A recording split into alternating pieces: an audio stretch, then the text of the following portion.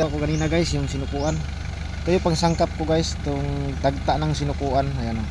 Maliit pa yung cross niya guys, kasi maliit pa to yung kahoy niya.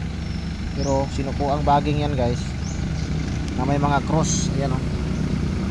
Yan ay mga tested na talaga guys, na mga sangkap guys. Panghalina, pang ano sa tao. Yung mga kaaway mo guys, hindi talaga tutuloy sa kanyang balak guys, dahil mayroon kang sinukuan. Maging kaibigan mo pa guys yung kaaway mo nito guys, dahil ito ang kahoy na may akap at abutan. Ito, tingnan natin yung abutan mo.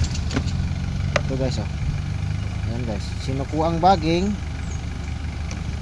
Pwede rin yung kaaway mo maging kaibigan mo na, dahil talagang susuko talaga yung kaaway mo sa iyo guys. Ayan guys, mga sinukuang baging yan guys na may abutan. Maganda rin sa negosyo guys. Ayan. At may mutya nya, dagta nya. Napakababisan ito guys. Ito talaga guys, maganda sa tindahan guys. Pagkalatan na ito guys, pang protection, dahil ito ay sinukuang baging na may kapitan. Ayan o. Maganda yung mga sinukuhan yan, may dagta pa yan o.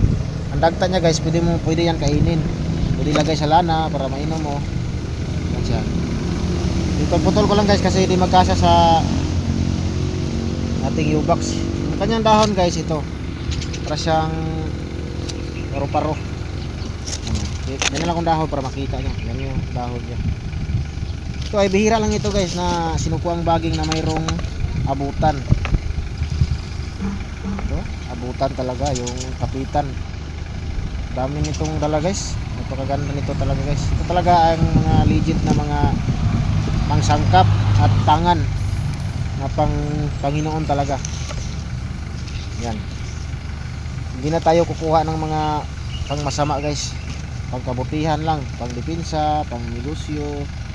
Ito ay gagamitin ng Diyos ng instrumento guys, para sa ating mga tao. Kasi ang Diyos guys, gumagamit yan ng instrumento. Okay guys ha, pauwiin ako guys, bye bye na guys.